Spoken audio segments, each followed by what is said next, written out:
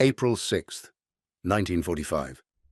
Lieutenant Junior Grade Toshio Anazawa sat in the cockpit of his Mitsubishi A6M0, hands steady on the controls, engine idling as he waited for the signal to launch. Around him on the airfield at Kanoya Air Base in southern Kyushu, hundreds of other aircraft crowded the tarmac. Zeros, Vals, Judys, every type the Imperial Japanese Navy could scrape together. The morning sun glinted off their canopies, and the air smelled of aviation fuel and exhaust. Anazawa was 20 years old. He had 60 hours of flight time, 60 hours total, not 60 hours in combat, not 60 hours in the Zero specifically, 60 hours in an airplane, period. 6 months earlier, he'd been a university student. Now he was a naval aviator, about to fly into what his commanders called Operation Kikusui, floating chrysanthemums. The orders were simple. Fly south to Okinawa, find the American fleet, and crash your aircraft into a ship. Any ship, do as much damage as possible before you die. That was the mission. That was the only mission. He looked to his left and saw Ensign Yamada, another pilot from his training class. Yamada had maybe 50 hours. To his right, Petty Officer Sato, perhaps 70. They were the experienced ones. In this formation, the lucky ones who'd survived the abbreviated training program without crashing during takeoff or landing.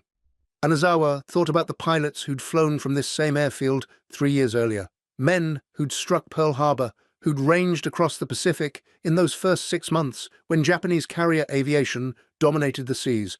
Those pilots had averaged 700 hours of flight time before they ever saw combat, 700 hours of training spread over years.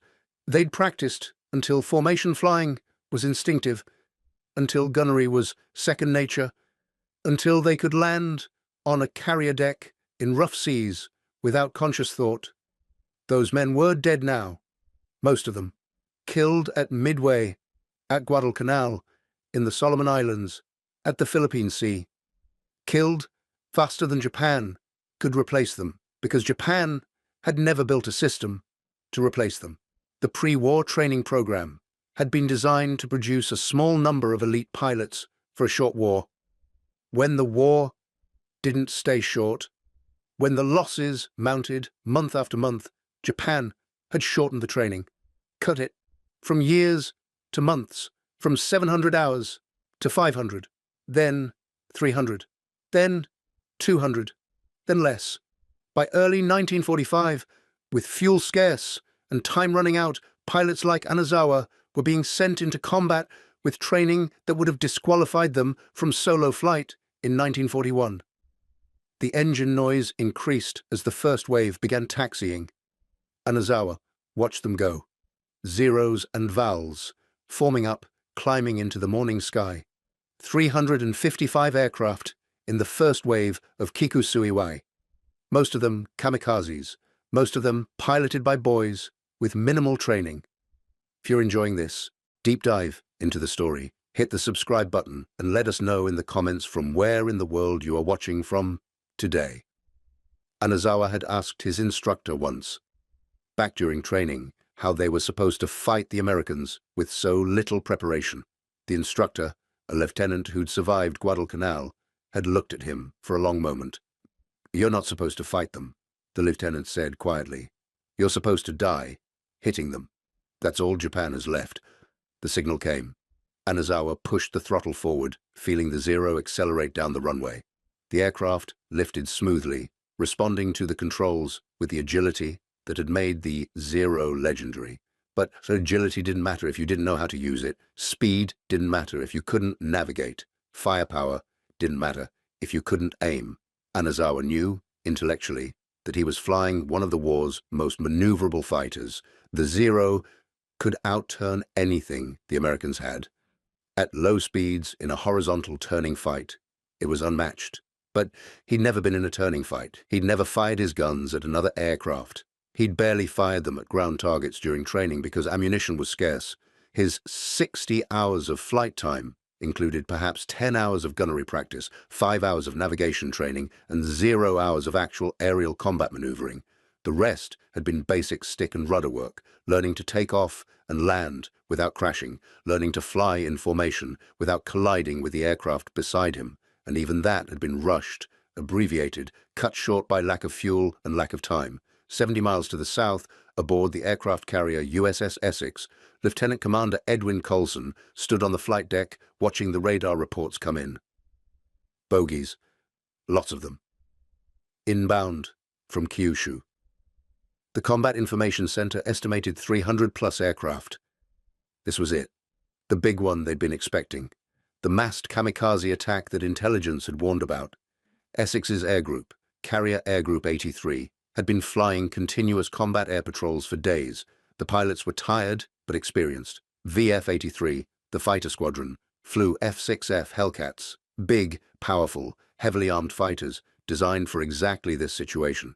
Each pilot in the squadron averaged over 600 hours of flight time. They'd trained for 18 months before deploying. They'd flown dozens of combat missions since arriving in theater. They knew how to fight. Colson gave the order, launch everything, get every available fighter into the air. Within minutes, Hellcats were roaring off Essex's deck, climbing to intercept the incoming raid. 40 miles to the northeast, off the coast of Okinawa, Marine Fighter Squadron 441 sat on the alert strip at Yontan Airfield. VMF 441 flew F-4U Corsairs, bent-wing fighters with enormous engines and 6 50-caliber machine guns. The squadron had been based on Okinawa for 5 days, operating from the captured Japanese airfield, providing combat air patrol over the invasion beaches. Captain Jefferson de Blanc, a veteran ace with 9 confirmed kills, led the alert flight. He heard the warning over the radio. Large raid inbound. All available fighters scramble. His Corsair was already running, propeller ticking over. He pushed the throttle forward, and the massive Pratt & Whitney R2800 engine bellowed 2,000 horsepower, dragging the Corsair down the runway and into the air. Behind him, 11 more Corsairs followed. 12 fighters total. VMF 441 was airborne. They climbed fast, the Corsair's powerful engines eating altitude. De Blanc checked his formation. Everyone was in position. Good.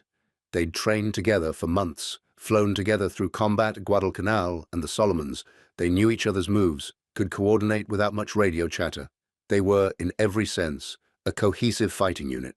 The contrast with what was coming toward them was absolute. At 15,000 feet, heading south, Anazawa flew in a loose formation with 30 other Zeros. They were supposed to be escorting the kamikaze aircraft, protecting the suicide planes until they could reach the American fleet. But protection required skill, coordination, situational awareness. It required knowing where the enemy was, how to intercept them, how to engage effectively. Anazawa and most of the pilots around him had none of those skills. They could fly in formation. Mostly. They could follow a compass heading. Sort of. But fighting, protecting other aircraft while under attack themselves, that required training they'd never received. 10 minutes after takeoff, the formations collided. The American fighters, vectored in by radar controllers who could see the whole battlefield, intercepted the Japanese aircraft 60 miles north of Okinawa. They had altitude, they had position, they had experience. The Japanese pilots, many flying their first combat mission, never saw them coming. De Blanc spotted the Japanese formation below and to his right, a huge gaggle of aircraft, maybe 50 or 60, flying in a ragged formation that told him immediately these weren't veteran pilots. Veterans flew tight. These were scattered, undisciplined, the kind of formation you saw from inexperienced flyers who were struggling just to stay together. He called it in. Tally. Bandits below. 4 o'clock low. Large formation. Engaging. Then he rolled into a dive. Behind him, his squadron followed, 12 Corsairs plummeting out of the sun at over 400 miles per hour. Anazawa saw them too late. A shadow passed over his cockpit, and he looked up, squinting against the glare, and saw them. Dark shapes diving fast, his heart hammered. He'd been taught the basics. If attacked from above, turn into the attack, use the Zero's superior maneuverability, but his hands froze on the controls for a crucial second. Indecision, inexperience. That second cost him. DeBlanc's first burst hit a Zero head-on, 50 caliber rounds walking up the engine and into the cockpit. The Zero nosed over and fell, trailing smoke. DeBlanc didn't watch it go. He was already pulling out of the dive, looking for the next target. All around him, the other Corsairs were firing. Tracers laced through the sky. More Zeros fell. Some exploded. Some spun down, trailing fire. Others simply came apart, their lightweight construction unable to withstand the punishment of multiple machine gun hits. Anazawa wrenched his stick to the left, throwing the Zero into a hard turn. The aircraft responded instantly. The turn was sharp, tighter than anything the Americans could match at this speed, but it didn't matter. The Corsair that had been diving on him blew past without trying to follow. The American pilot knew better than to try to turn with a Zero. He'd been trained on the weaknesses. Don't turn with them. Don't try to maneuver at low speed. Use your speed, your power, your heavier firepower. Hit and run. Attack from above or behind. Use your altitude advantage. If they turn to evade, don't follow. Just extend away, climb, and come back for another pass. It was doctrine. American pilots practiced it until it was instinctive. Anazawa completed his turn and looked around frantically. Where were they? Where did they go? He saw Corsairs everywhere, diving, climbing, firing. He saw Zeros falling. He didn't see any Corsairs falling. The whole engagement, from first contact to complete chaos, had taken perhaps 90 seconds. The Japanese formation disintegrated. Some pilots tried to run. Some tried to fight. Most just died. Anazawa found himself alone, separated from everyone, surrounded by enemy aircraft. He saw a Corsair 2,000 feet away, turning toward him. Time to fight. He pushed the throttle forward and turned to meet it. But he didn't know what to do next. His training hadn't covered this. 60 hours of flight time, most of it just learning to fly straight and level, learning to land without crashing. He'd never practiced aerial combat maneuvering against an actual opponent, never learned the geometry of a dogfight, the angles, the energy management, the way you set up a shot. He was flying blind, making it up as he went. The Corsair didn't engage. The American pilot saw him coming, saw the clumsy approach, and simply extended away, using his speed advantage to open the distance. Then he climbed, looping around to Anazawa's rear quarter. Anazawa realized, too late, what was happening. By the time he saw the Corsair coming down on his 6 o'clock, it was too late to do anything about it. He tried to turn. The Zero responded instantly, snapping into a hard right turn. But the American pilot had anticipated it, had already adjusted his aim. The Corsair's 650 caliber machine guns opened up from 400 yards. Anazawa heard the impacts before he felt them. Sharp metallic cracks as rounds punched through the Zero's thin aluminum skin. Then pain, sudden and shocking, in his left shoulder and side. His canopy shattered. The engine coughed, lost power. Smoke poured from the cowling. He tried to maintain control, but the aircraft wasn't responding. The stick felt loose, disconnected. The Zero rolled left, nose dropping, entering a spin. Anazawa pulled at the stick. Nothing. He reached for the canopy release, thinking he might bail out, but his left arm wouldn't move properly. His vision was blurring, narrowing to a tunnel. He understood, dimly, that he was dying. 20 years old, 60 hours of flight time, 30 seconds of combat. He never knew if his aircraft hit the water or if he lost consciousness first. Probably, he never regretted the brevity of his combat career because there was no time for regret. Just the sudden, terrible realization that this was the end, and then nothing. 2,300 feet above the ocean, DeBlanc pulled his Corsair into a climbing turn and checked his formation. Everyone was still there. 11 other Corsairs. Nobody hit. Nobody even damaged as far as he could tell. Below, the ocean was scattered with debris and oil slicks, parachutes. A few, not many. Most of the Japanese pilots had gone down with their aircraft. DeBlanc called it in. Splashed 20-plus bandits. No friendly losses. Request vector to next contact. The controller's voice came back. Stand by. More contacts. Inbound. It was 9:15 in the morning. The battle was just beginning. On Essex, Commander Coulson watched the plots on the radar screen. The first wave of kamikazes was breaking up under the onslaught of American fighters, but more were coming. Wave after wave. The radar screen looked like a snowstorm. Hundreds of contacts streaming south from Kyushu. VF-83 claimed 56 kills that day. VMF-4, 41, claimed 32. Other squadrons, other carriers, other marine units, all reported similar scores.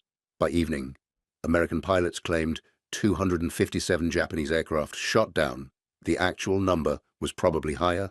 Many aircraft that were hit simply fell into the ocean with no one watching to confirm the kill. By the standards of the Pacific War, April 6th was one of the most lopsided aerial victories in history. The Americans called it a turkey shoot. The Japanese called it a massacre. Both were accurate. 355 aircraft had sortied in that first wave of Kikusui dois. Less than 100 reached the fleet. Of those, perhaps 15 or 20 actually managed to hit American ships. The rest were shot down by fighters or by anti-aircraft fire from the ships themselves. The destroyers Bush and Colquhoun sank. The destroyers Newcomb and Leutzer were badly damaged. Several other ships took hits. It was devastating to the men aboard those ships, but in strategic terms it was a failure. Japan had committed hundreds of aircraft, including many of its remaining trained pilots, and achieved almost nothing. The fleet was still operational. The invasion of Okinawa continued, and Japan's air strength, already depleted, had just taken another catastrophic hit. In Tokyo, at Navy Ministry headquarters, staff officers received the initial reports with grim silence. 300 aircraft lost, dozens of pilots killed. American losses minimal. One officer, a commander who'd fought at Midway, stood at a window overlooking the city and spoke quietly to a colleague. "We used to fight them with skill," he said. "At Coral Sea, at Midway, at Santa Cruz, our pilots were the best in the world. Now we're throwing children at them. Children with no training, no experience, no chance." His colleague said nothing. What was there to say? They both knew the war was lost, had been lost for months, perhaps years, but the fighting continued, the dying continued, and with each wave of attacks, Japan sent more poorly trained pilots to face increasingly experienced American flyers in increasingly superior aircraft.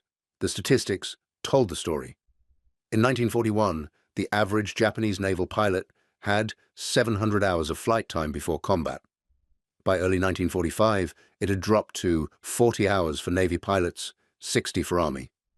American pilots, by contrast, averaged 525 hours. Some had 600 or more. The training programs were moving in opposite directions. America was producing more pilots, better trained, with more flight time.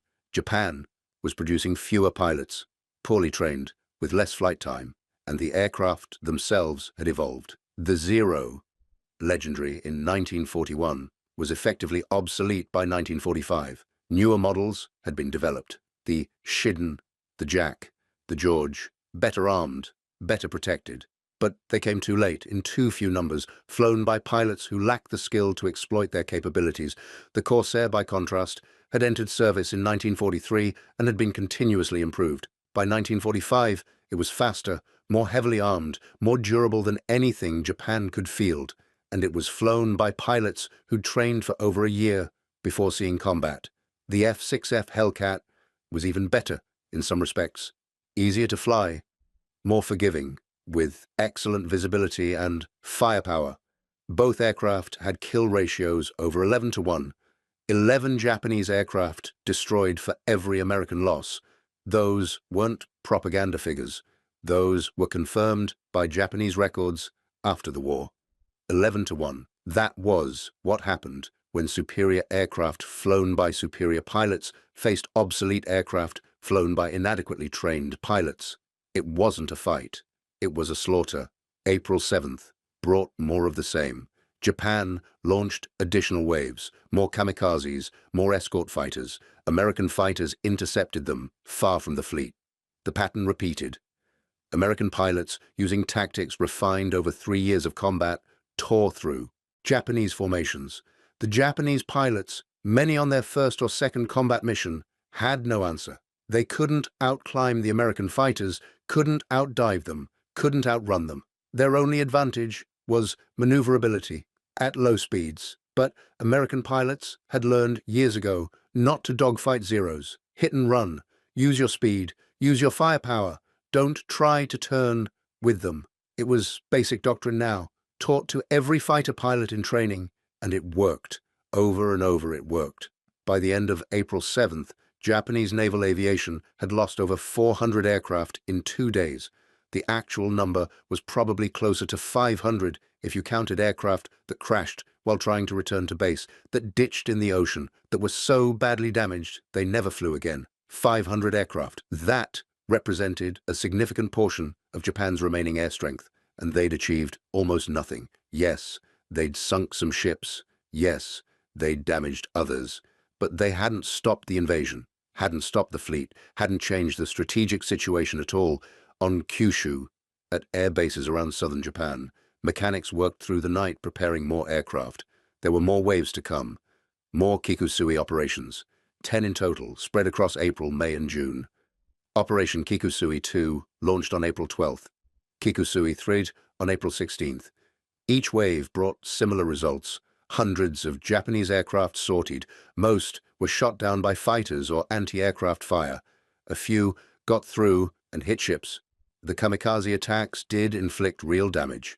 The carrier Bunker Hill, hit by 2 kamikazes in May, suffered nearly 400 dead. The carrier Franklin, hit in March, lost over 800 men. These were terrible losses, devastating to the ship's crews. But they didn't stop the carriers. Franklin survived. Bunker Hill survived. Both were towed away for repairs, but the fleet continued operating. And that was the fundamental problem. Japan was trading irreplaceable pilots and aircraft for temporary damage to replaceable ships. The Americans could build carriers faster than Japan could sink them, could train pilots faster than Japan could kill them, could replace losses in days or weeks, while Japan's losses were permanent. By May, Japanese commanders understood this. They kept launching the attacks because there was no alternative, but they knew each wave was throwing away resources that could never be replaced. Admiral Matome Ugaki, who commanded the 5th Air Fleet and organized most of the kamikaze operations, wrote in his diary that the attacks were necessary but insufficient. "We're bleeding ourselves dry," he wrote, "and the enemy barely notices." Ugaki was right. American losses, while significant, were sustainable. Japanese losses were catastrophic. Through April, May, and June of 1945, Japan lost approximately 3,000 aircraft during the Okinawa campaign. Most were kamikazes. Most were shot down by American fighters or anti-aircraft fire. Most were flown by pilots with minimal training. The Americans lost 763 carrier-based aircraft during the same period. Most were lost to accidents or anti-aircraft fire. Only a small fraction, perhaps 15 or 20%, were lost in air-to-air combat. The exchange ratio was overwhelming. For every American aircraft lost in aerial combat, Japan lost 10 or more. The numbers made the strategic reality undeniable. Japan's Air Force was being systematically destroyed, and there was no way to rebuild it. No fuel for training, no time to train pilots properly, no industrial capacity to replace losses. Just wave after wave of poorly trained pilots flying obsolete aircraft into the guns of experienced American pilots flying superior aircraft. It was suicide in the most literal sense. April 18th, Operation Kikusui 3. Another 300 aircraft sortied from Kyushu. By now, the pattern was familiar to both sides. Japanese formations flew south. American radar picked them up 80 to 100 miles out. Fighters vectored to intercept. The engagements followed the same pattern as before. American pilots, often vastly outnumbered, tore through Japanese formations using superior tactics and training. The Japanese pilots, unable to coordinate, unable to protect each other, died in ones and twos and groups. Marine Corsair pilot Captain Kenneth Walsh, already an ace with 21 confirmed kills, shot down 6 Japanese aircraft that day, 6 in one mission. He described it later in an interview. They came at us in these big, loose formations. He said, no coordination, no mutual support. We'd dive through them, shoot 1 or 2 down, climb back up and come around for another pass. It was like target practice. Walsh felt no satisfaction saying it. There was no glory in killing inexperienced pilots. It was just work, necessary work, protecting the fleet, protecting the men on the ground at Okinawa, but not something to celebrate. Another pilot, Lieutenant Junior Grade Donald McPherson of VF-83, shot down 5 Japanese aircraft during the Okinawa campaign. Years later, he remembered a specific engagement on April 6th. I came up on a 0 from his 7 o'clock, he said. He never saw me. I fired 1 burst and he just exploded. Then I looked around and there were more of them, just flying straight and level, not taking any evasive action. I shot down another one and a third. It was only later I realized these pilots probably had no idea what they were doing. They were just following orders, flying toward the fleet, waiting to die. That was the reality. By April of 1945, Japan was sending men to die who had no realistic chance of success. Not because Japanese commanders were stupid or cruel, though some were both, but because there were no other options. The war was lost, but surrender was unthinkable. So the fighting continued. The dying continued, and the disparity between Japanese and American pilot quality grew wider with each passing week. By late April, some American pilots reported engagements where Japanese pilots simply didn't maneuver at all. They flew straight, fired their guns without aiming, and died. These weren't cowards. They were inexperienced pilots who'd never been taught aerial combat tactics, who were overwhelmed by the speed and violence of air-to-air combat, who froze or panicked, or simply had no idea what to do. In earlier years, Japanese pilots had been the terror of the Pacific. Men like Saburo Sakai, Hiroyoshi Nishizawa, Tetsuzo Iwamoto, pilots with dozens of kills, with skills honed over years of training and combat. But those men were mostly dead now, and the pilots replacing them had a fraction of their training, a fraction of their skill. The institutional knowledge, the combat experience, the sheer proficiency that had made Japanese naval aviation formidable in 1941 was gone. Lost at Midway, lost at Guadalcanal, lost in the Solomons, lost at the Philippine Sea. What remained in 1945 was the shell of an air force, aircraft without skilled pilots, tactics without the training to execute them, courage without competence. May 3rd, Operation Kikusui 4. This time, the Japanese sent 425 aircraft, of which 160 were designated as kamikazes. It was one of the largest single kamikaze operations of the war, and like all the others, it achieved limited success at enormous cost. American fighters intercepted the formation 70 miles north of Okinawa. The combat air patrol that day included Corsairs from multiple Marine squadrons and Hellcats from 6 carrier air groups. Nearly 100 American fighters engaged over 400 Japanese aircraft. The exchange was predictable. American pilots reported killing dozens of enemy planes. The pilots of VMF 323 claimed 18 kills. VF-10 from the carrier Intrepid claimed 24. Other squadrons reported similar numbers. The Japanese formations, despite their numbers, couldn't coordinate. Each group operated independently. When American fighters attacked, the formations broke apart. Individual pilots tried to fight or flee on their own. There was no mutual support, no coordinated defense. It was chaos. By evening, the Americans claimed over 200 Japanese aircraft destroyed. Actual losses were probably higher. Many damaged aircraft crashed on the way back to Japan or ditched in the ocean. The 2 destroyers, Luce and Morrison, were sunk by kamikazes. The escort carrier Sangamon was damaged. Other ships took hits, but again, the strategic result was the same. Enormous Japanese losses, limited tactical gains, no strategic impact. The invasion continued. the fleet remained operational. If you're enjoying this deep dive into the story, hit the subscribe button and let us know in the comments from where in the world you are watching from today. In Kyushu, ground crews counted the aircraft that returned. Less than half came back, and of those that returned, many were so damaged they'd never fly again. Bullet holes in wings, shattered canopies, engines that would need complete overhauls. The attrition was unsustainable. But the orders came down from Tokyo. Prepare the next wave. More kamikazes, more escort fighters, more pilots with minimal training flying into the guns of the most experienced fighter pilots in the world. May 11th, Operation Kikusui 6. May 23rd, Operation Kikusui 7th. Each operation followed the same pattern. Each produced the same results. Japanese losses, catastrophic. American losses, manageable. And with each operation, the quality of Japanese pilots declined further. By late May, some of the pilots flying kamikazes had as little as 30 hours of flight time. 30 hours. That was barely enough to solo safely, let alone fly into combat. But they flew anyway, because orders were orders, and duty was duty, and there was no other way. American pilots noticed the change.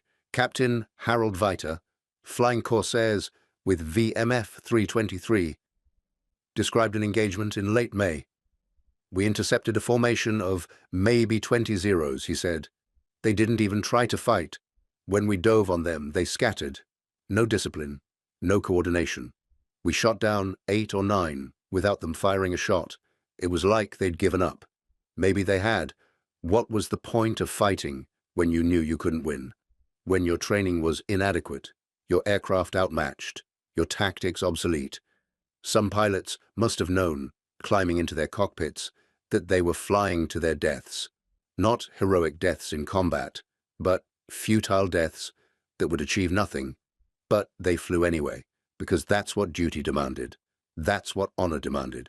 And in a military culture built on obedience and sacrifice, there was no acceptable alternative to obedience and sacrifice. By early June, Japanese air strength at Kyushu had been reduced to a fraction of what it had been in April. The 10 Kikusui operations had consumed nearly 2,000 aircraft. Thousands of pilots were dead. The air bases were littered with wrecked planes, cannibalized for parts to keep the remaining aircraft flying. Operation Kikusui X, the final operation, launched on June 22nd. It was smaller than the others, only 120 aircraft. By this point, there simply weren't enough planes or pilots left for another massive attack. The American response was the same as before. Fighters vectored to intercept. Combat air patrol tore through the formation. Most of the kamikazes were shot down before reaching the fleet. A few got through. The destroyer William D. Porter was sunk. A few other ships were damaged. And then it was over. Operation Kikusui ended, not because it had succeeded, but because there was nothing left to continue with. The statistics from the Okinawa campaign were overwhelming. Japan had sortied approximately 3,700 aircraft during April, May, and June. Of those, around 1,900 were designated kamikazes. The rest were escort fighters or conventional bombers. American pilots claimed approximately 2,000 aircraft shot down in aerial combat. Anti-aircraft fire from ships accounted for hundreds more. Accidents, operational losses, aircraft too damaged to return, added to the total. By the end, Japan's air losses at Okinawa exceeded 3,000 aircraft. If you find this story engaging, please take a moment to subscribe and enable notifications. It helps us continue producing in-depth content like this. American losses totaled 763 carrier-based aircraft. Of those, only a small fraction were lost in air-to-air combat. Most were lost to anti-aircraft fire, accidents, or operational causes. The exchange ratio in aerial combat was over 10 to 1. In some engagements, it was much higher, 20 to 1, 30 to 1. There were documented cases of American pilots shooting down multiple Japanese aircraft in a single mission without taking any damage themselves. This wasn't the result of American pilots being inherently superior. It was the result of superior training, superior aircraft, superior tactics, and superior institutional support. American pilots trained for over a year. They accumulated 500 or more hours of flight time before combat. They learned tactics in specialized schools. They practiced gunnery until it was instinctive. They flew aircraft that were fast, durable, and heavily armed. Japanese pilots in 1945 trained for a few months. They accumulated 40 to 60 hours of flight time, sometimes less. They learned basic flying skills, but never mastered advanced tactics. They barely practiced gunnery because fuel and ammunition were scarce. They flew aircraft that were obsolete, or newer aircraft for which they lacked adequate training. The Zero, which had dominated the Pacific in 1941, was a death trap by 1945 when flown by inexperienced pilots against experienced American flyers in Hellcats and Corsairs. The newer Japanese fighters, the Shiden and the Raiden, were potentially competitive with American aircraft. But they arrived too late, in too small numbers, and there weren't enough skilled pilots to fly them effectively. The fundamental problem was systemic. Japan had entered the war with a pilot training program designed for peacetime, rigorous, selective, producing small numbers of elite pilots. When war came and losses mounted, Japan couldn't scale up production fast enough.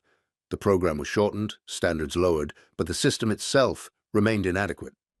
America, by contrast, had designed its training programs for war, mass production of competent pilots, not all elite, but all adequately trained.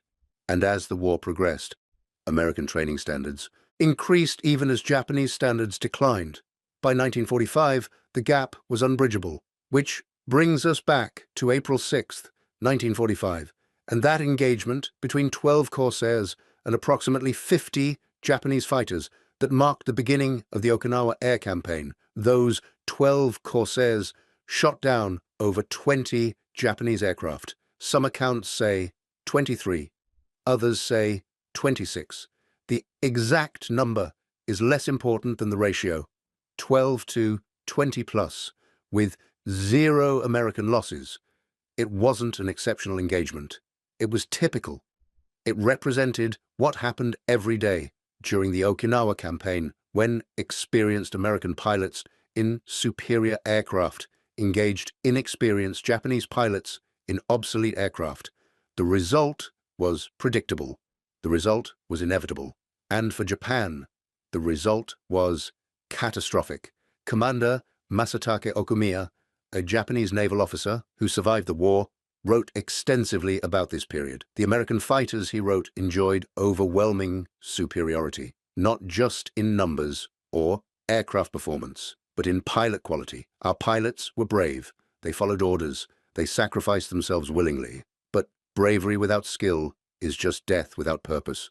Okumiya had seen it firsthand. He'd watched formations depart, knowing most wouldn't return. He'd seen the casualty reports, the shrinking pool of experienced pilots, the increasing desperation of tactical planning. By April of 1945, he wrote later, "We knew we couldn't win. We continued fighting because surrender was unthinkable, but every sortie was just sending more young men to die for a cause that was already lost. The kamikaze strategy itself, while tactically damaging to individual ships, was strategically pointless. Even if kamikazes had been more successful, even if they'd sunk more ships, it wouldn't have changed the outcome. America could build ships faster than Japan could destroy them, could train pilots faster than Japan could kill them, could replace every loss while Japan's losses were permanent."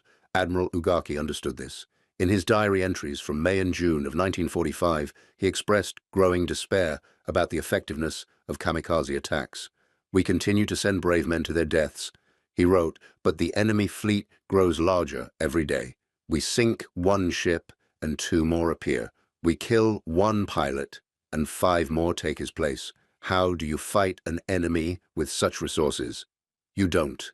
That was the answer. You couldn't fight an enemy with such resources, not when your own resources were exhausted, your pilots untrained, your aircraft obsolete. You could continue fighting, continue dying, but you couldn't win. The mathematics were inexorable. On Okinawa, The ground battle lasted 82 days. The final pocket of Japanese resistance was eliminated on June 21st. By then, over 100,000 Japanese soldiers were dead. 12,000 Americans were killed. 50,000 wounded. And in the skies above the island, Japanese aviation had been effectively destroyed, not just at Okinawa, but as a fighting force. The losses couldn't be replaced. By July of 1945, Japan's air force existed more on paper than in reality. There were aircraft, yes. There were pilots, yes. But there weren't enough of either, and what remained lacked the quality to challenge Allied air superiority. The Americans could strike Japan at will. B-29s from the Marianas firebombed cities with impunity. Carrier aircraft attacked targets on the Japanese mainland without opposition. The war was over in all but name. Ugaki knew it. On August 15th, hours after Emperor Hirohito announced Japan's surrender, Ugaki led one final kamikaze mission. He took off with several other pilots, claiming they would attack Allied shipping. None returned. Whether they found targets or simply flew into the ocean was never determined. Ugaki's last act was emblematic of the entire kamikaze strategy. Brave, determined, utterly pointless. After the war, American intelligence teams interviewed surviving Japanese officers extensively. They wanted to understand what had happened, why Japan had continued fighting when the outcome was clear, what strategic thinking had guided Japanese decision-making. The answers varied, but certain themes emerged repeatedly. Japan had underestimated American industrial capacity, had underestimated American will to fight, had failed to develop adequate pilot training programs, had clung to outdated tactical doctrines too long, had prioritized individual pilot skill over mass production of competent pilots. All true, all contributing factors to Japan's defeat. But perhaps the most damning assessment came from a former fighter squadron commander who'd survived the war.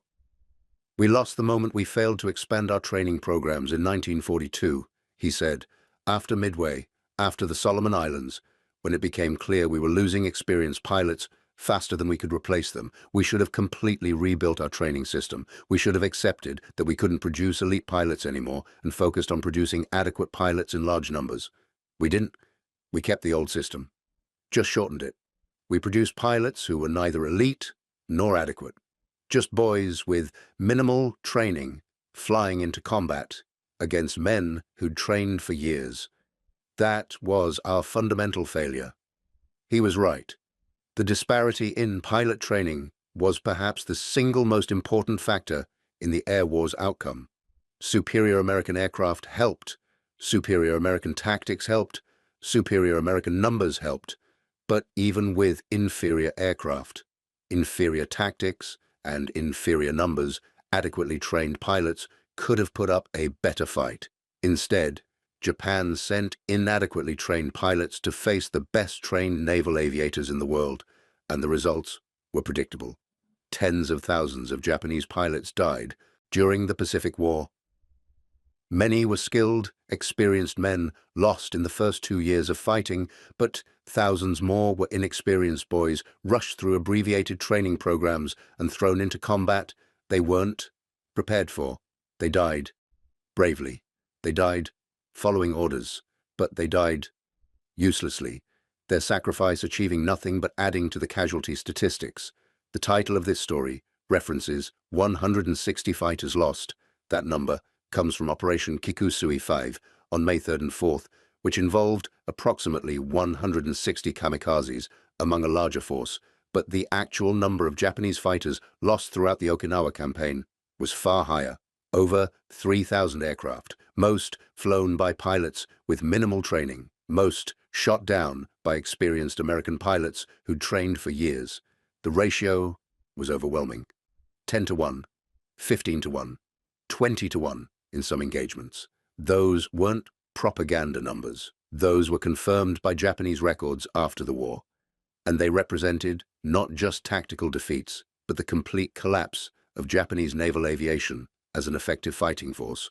By late June of 1945, Japan's Air Force was finished, not defeated in a single battle, but worn down through months of attrition, losing aircraft and pilots faster than they could be replaced, sending increasingly inexperienced pilots into combat against increasingly experienced American pilots. The outcome, by then, was inevitable, had been inevitable for months, perhaps years. But the fighting continued because surrender was unthinkable, because orders were orders, because duty demanded sacrifice, even when sacrifice achieved nothing. And so, young men climbed into their cockpits, flew south toward Okinawa, and died in numbers that defied comprehension. The pilots like Lieutenant Anazawa, 60 hours of training, one combat mission, killed in the first minutes of his first engagement. Boys, really, not men, children, sent to fight a war their leaders knew was lost, on Essex, aboard Intrepid, on the muddy airstrips at Yontan and Kadena. American pilots kept flying. They weren't celebrating. Killing inexperienced pilots wasn't glorious. It was just work, necessary work, protecting the fleet, protecting the invasion force, but not something to feel proud about. Captain de Blanc, the Corsair pilot who'd led that first interception on April 6th, was interviewed years later about the Okinawa campaign. He was asked how it felt to shoot down so many enemy aircraft. His answer was quiet, almost reluctant. It didn't feel like winning, he said. It felt like, I don't know. Murder isn't the right word. They were trying to kill us, but they were so inexperienced, so unprepared. It was like shooting at student pilots. You did it because you had to, because if you didn't, they'd crash into your ships and kill your friends. But it didn't feel like combat. It felt like execution. That was the reality of the air. War over Okinawa in 1945. Not glorious combat between skilled opponents, not the romantic vision of aerial duels, just experienced professionals systematically destroying inexperienced opponents who never had a chance. The statistics bear this out, the engagement ratios bear this out, the casualty figures bear this out, and the testimony of both American and Japanese pilots bears this out. It was a massacre, a necessary one, perhaps from the American perspective, an inevitable one, certainly, given the disparity in training and equipment, but a massacre nonetheless. And when it was over, when Operation Kikusui ended in late June, Japanese naval aviation was finished as an effective force. The pilots were dead, the aircraft were destroyed, the bases were bombed, and there was no way to rebuild. 6 weeks later, atomic bombs fell on Hiroshima and Nagasaki. The Soviet Union invaded Manchuria. Emperor Hirohito announced Japan's surrender. The war ended, and in the years that followed, historians analyzed what had happened. How had Japan, with such skilled pilots and such effective tactics in 1941, declined so dramatically by 1945? The answer was complex. Multiple factors contributed: industrial capacity, strategic decisions, resource allocation. But at the heart of it was the pilot training system. Japan had entered the war with 700 hours as the standard, had watched that standard erode year by year as fuel became scarce, as experienced instructors were killed, as time ran out. By 1945, pilots were graduating with 60 hours, 40 hours, sometimes less. They were being sent into combat against American pilots with 600 hours or more. The outcome was predetermined, and nowhere was that outcome more starkly visible than in the skies over Okinawa in the spring of 1945, when 12 Corsairs engaged dozens of Japanese fighters and shot down over 20 without loss, when experienced American pilots, using tactics refined over years of combat, systematically destroyed formations of inexperienced Japanese pilots who'd barely learned to fly. It wasn't heroic. It wasn't glorious. It was just the inevitable result of superior training meeting inadequate training, superior aircraft meeting obsolete aircraft, superior tactics meeting desperate improvisation. The Japanese pilots who died that day weren't cowards. They weren't incompetent. They were simply unprepared, undertrained, and overwhelmed. They flew into combat because orders demanded it, because duty demanded it, because their culture offered no alternative to sacrifice. But their sacrifice achieved nothing, changed nothing, delayed nothing. By April 6th, 1945. The war was already lost. The battles over Okinawa just made that reality visible in the most brutal way possible. 3,000 aircraft destroyed, thousands of pilots killed. And at the end of it all, America's fleet still operational, America's air superiority unchallenged, America's invasion proceeding on schedule. Commander Okumiya, reflecting on the campaign years later, wrote what might serve as an epitaph for Japanese naval aviation in 1945. "We sent our bravest men to die," he wrote, "in aircraft they barely knew how to fly, against pilots they had no hope of defeating. We called it sacrifice. But sacrifice implies meaning, purpose. What we did at Okinawa was waste. We wasted lives, wasted aircraft, wasted our nation's youth on a strategy that couldn't succeed and a war that was already lost."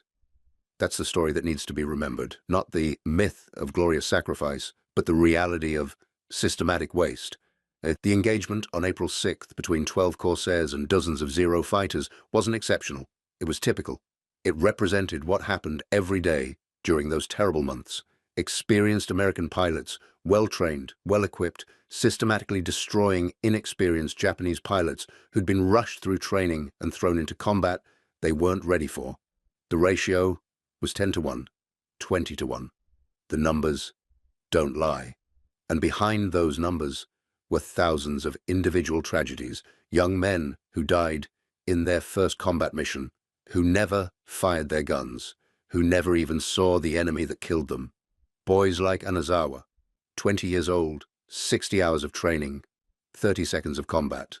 The title mentions 160 fighters lost, but the real number was far higher. Over 3,000 aircraft destroyed during the Okinawa campaign, most flown by pilots with minimal training, most shot down by experienced American pilots in superior aircraft. That's the story, not of heroic combat, but of systematic destruction, not of evenly matched opponents, but of trained professionals destroying undertrained opponents, not of glorious sacrifice, but of pointless waste. And when it was over, when the last Kikusui operation had been flown and the last kamikaze had crashed into the sea, Japanese naval aviation was finished. The pilots were gone. The aircraft were gone. The capability to fight was gone. America had won the air war not through a single decisive battle, but through sustained attrition enabled by superior training, superior equipment, and superior industrial capacity. Japan had lost because it couldn't replace its losses, couldn't train pilots adequately, couldn't compete with an enemy that could build ships faster than they could sink them and train pilots faster than they could kill them. The mathematics were inexorable. The outcome was inevitable. And thousands of young Japanese pilots paid the price for strategic failures they had no part in creating. That's the legacy of Okinawa. Not glory, but waste. Not heroism, but futility. Not sacrifice with purpose, but death without meaning. In the end, after all the analysis, after all the statistics, after all the tactical breakdowns, that's what the air war over Okinawa represented. The complete collapse of a once formidable air force, sending increasingly inexperienced pilots into combat they couldn't win, couldn't survive, couldn't even meaningfully participate in, until there was nothing left but the memory of what Japanese naval aviation had once been, and the stark reality of what it had become by the war's end. Thank you for watching. For more detailed historical breakdowns, check out the other videos on your screen now, and don't forget to subscribe.